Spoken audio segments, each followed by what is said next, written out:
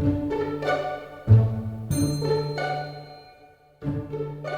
hi and welcome to a virtual tour of Fulford Place. My name is Brianna and I'll be your tour guide today as we go through this 20,000 square foot, 35 room summer residence built for George Taylor Fulford and his family. So here we are in the grand hall of the Fulford Mansion.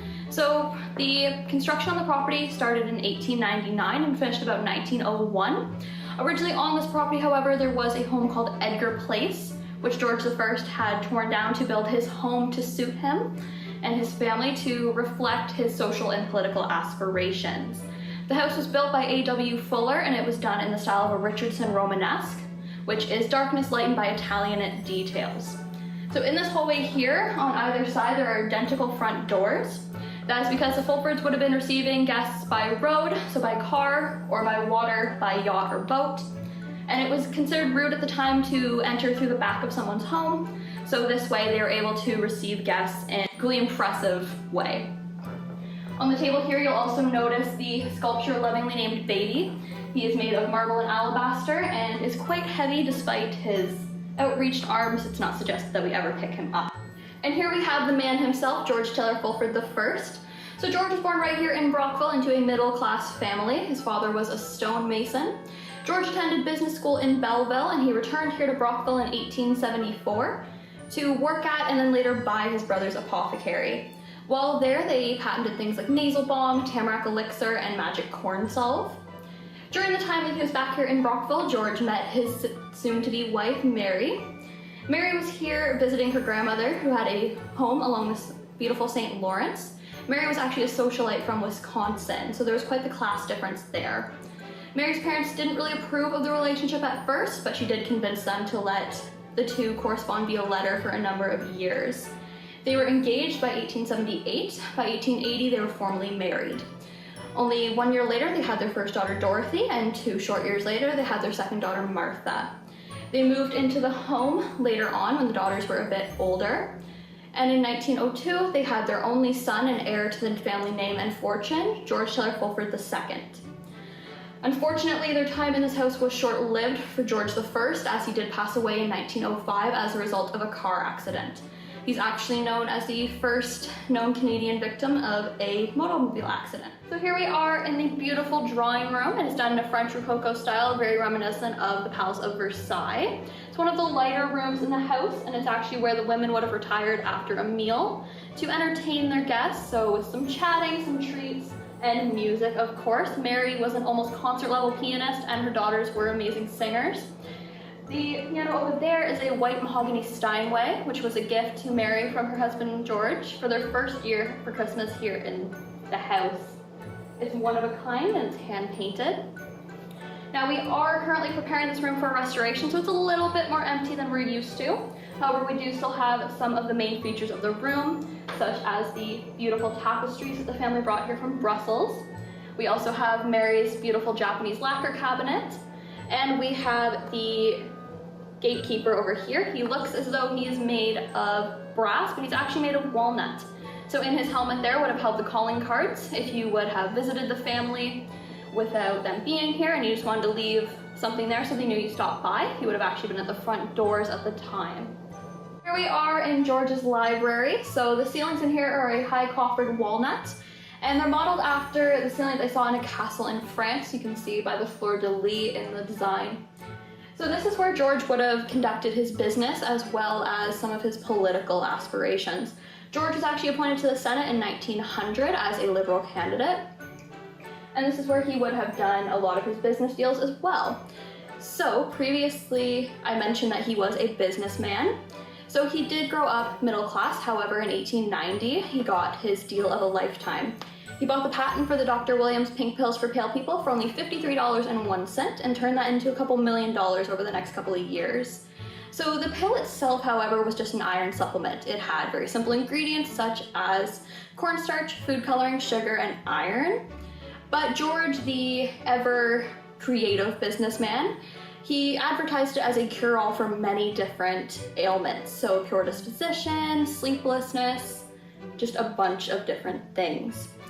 This room as well, you'll notice the beautiful lighting fixture there above his desk. So it's actually on a pulley system, so he could have it lowered and raised as needed. And it's also, like many of the other lighting fixtures in the house, it is run by both gas and electricity, which was very rare at the time.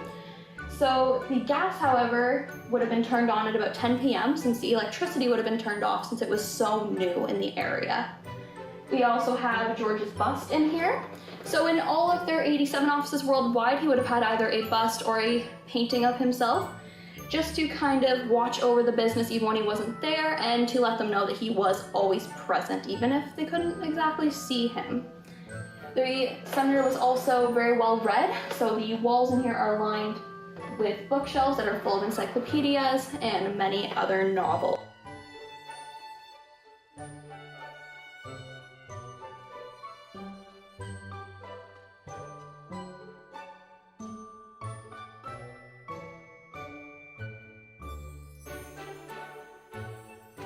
So this is the Fulford's formal dining room. So the ceiling and the walls in here are made of Honduran mahogany, which is extinct now. The ceilings are hand stenciled and hand painted leather. And here we have their formal dining table with all of its different extensions. It can seat up to about 20 people, and then there is a table in the hallway for overflow or for a buffet table. So the family would have hosted a lot of dinner parties up here. They were quite the good host. So they would have had all of the prime ministers up until Pierre Elliott Trudeau. They were very close with the political world and very involved in it. On the table there we have the family's china with their family motto, "Bear Up." However, we'll be able to see it a little bit better when we head into the butler's pantry.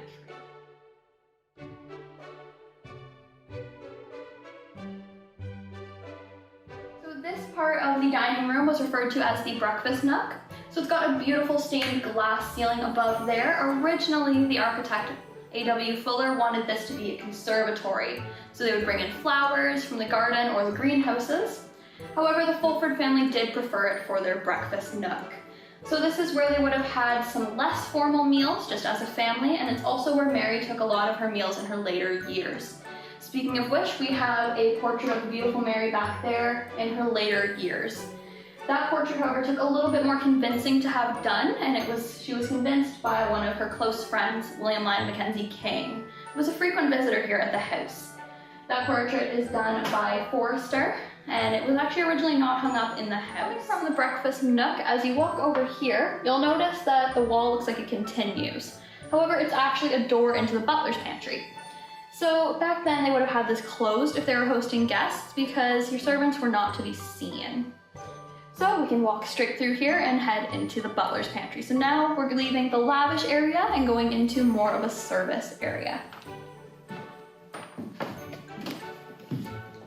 This is the butler's pantry. So this is where the food would have come out through the dumbwaiter from the kitchen downstairs. Anything that had to be kept hot would be put in that little cabinet there, and there would have been hot water running through to keep it hot. Anything, however, that needed to be kept cold, we put on the marble slab over there and cooled by ice bricks. In this room as well, we have on display all of the family's china, including the one I mentioned in the dining room, the "Bear Up," so the family's motto. As you see, they have a lot of different china. They even have a set that was just made for the 1927 royal visit, wherein they had the current royal family at the time on board their yacht, the Majidoma, which is a 138-foot steam yacht. Over here we have, behind this cabinet, the family's safe. So in here, behind this door, is the family's safe. So they would have kept all of their silverware in here, and only the head of household, so George I or George II, depending on what time it was, and the butler would have had the combination to this. So inside would have been kept the silverware, which was counted at the end of every meal to make sure there was no discrepancies from the beginning of the meal. Each door weighs about 1,000 pounds, and down here is reinforced with concrete. So a little heavy to bring it into the house. Right here is just beyond the butler's pantry. So you can tell we're kind of returning back into the more intricate woodwork.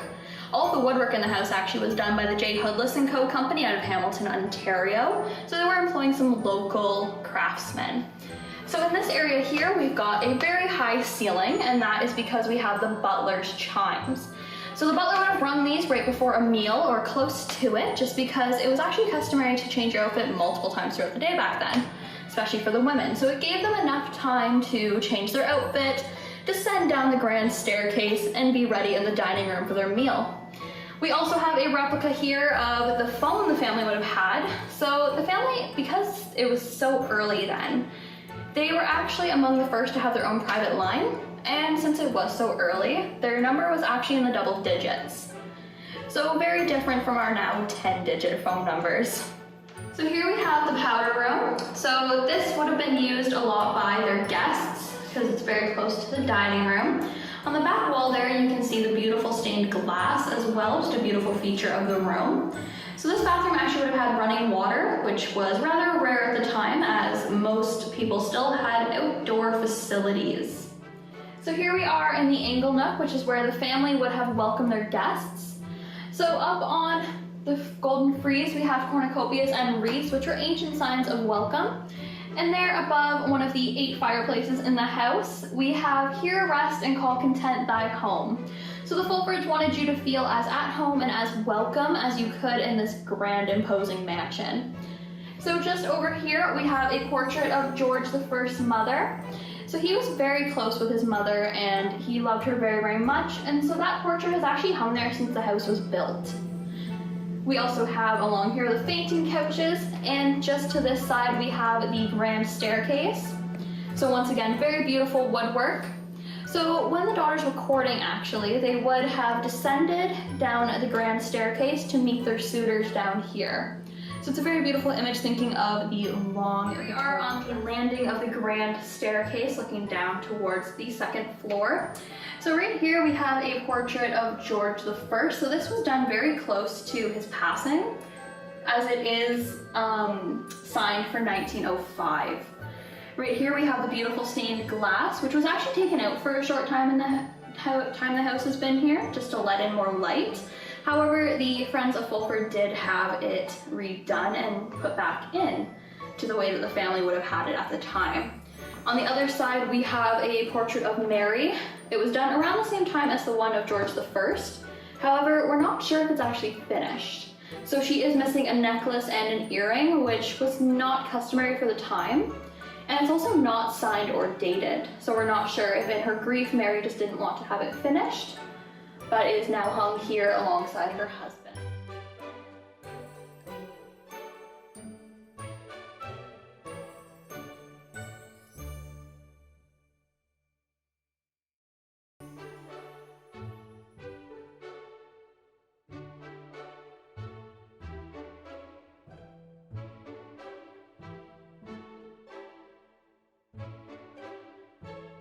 So here we are in the master bedroom, so the bedroom of George and Mary. So the first thing you'll notice when you walk into the room, however, is that there's 2 beds. So a little bit different from now. So back then, having 2 beds, or a bed for each member of the family, was actually a sign of wealth. So Mary and George would have actually had their own beds in the master bedroom. This room here, with its position on the house, would have actually got the first sunlight in the morning, which is why it is right here. The curtains in the room were actually designed by Mary. These ones are replicas, however, that we have done from photos. So at the time, you wouldn't have really had photos of your bedrooms, which is why this is the only one that's set up as it was at the time. These ones, however, for this room were taken for insurance purposes. Over here we have the beautiful Tiffany lamp. Originally there would have been 2, however we're not too sure of the whereabouts of the other one. In this room as well, you have a connecting door over there. So every bedroom on this floor is connected by an ensuite. So that way the maids could kind of go through the rooms, go through the bathrooms, clean without being seen. We also have closets, and there's a dressing room over there that Mary would have shared with her daughter Dorothy. We are in Martha's bedroom. So as I mentioned in the master bedroom, not all the bedrooms are done up as they would have been at the time, just because we don't have photos of the room to match the furniture. However, along this wall here, we do have portraits of each of the 3 children. So right here we have Dorothy. So Dorothy is the eldest daughter, and she married Arthur Hardy in about 1904. He was a local politician as well. And George and Mary actually gave her and her husband Thorncliffe Estate as a wedding gift. Thorncliffe Estate is also where the family lived while this house was being built. Right here we have Martha. So at the time of Dorothy's wedding, Martha had actually engaged to her childhood sweetheart George Sheriff for a number of years. However, they were not allowed to marry until their eldest sibling did, as it was customary to marry in birth order. So following Dorothy's wedding, as we talked about downstairs, only about a year later, their father did pass away in 1905. At the time, you would have had a year of mourning. However, during that time, George Sheriff was diagnosed with cancer. So they were given special permission to marry, and only 2 short months after their marriage, he did pass away. Martha did remarry a number of years later. However, she did pass away in 1910, along with her first child in childbirth. Her husband then donated money to have the first maternity ward here in Brockville built, just as a testament to his love for his late wife. On the end, we have George II. So he's only about 3 years old in that photo. So very cute, very dapper in his little outfit aboard what we assume is the Majidoma. So the Majidoma, as I mentioned downstairs, is the family's 138-foot steam yacht. So renamed from the Camp Garda, MA for Mary, GE for George, DO for Dorothy, and MA for Martha. So it sailed along the St. Lawrence and was docked at their boathouse down at the end of the cliff. So it is known to be bad luck to rename a boat, and that's kind of what we attest Martha's unfortunate story to. George II, he married in 1927 to Josephine, and they ended up taking on the house and having 3 children. So this is the Fulford's gallery. So we're still up here on the 3rd floor, just outside of all the bedrooms. So the Fulford family had a lot of art that they picked up from their travels. They were quite the world travelers. And they would have actually entertained up here so that their guests could see their beautiful art. At the end of the hallway there would have been a sewing nook. And the last 2 doors on either side of the hall would have been the guest rooms for when they hosted company. So this brings our tour to an end. I hope you have enjoyed your time here in Fulford. We hope to see you again soon.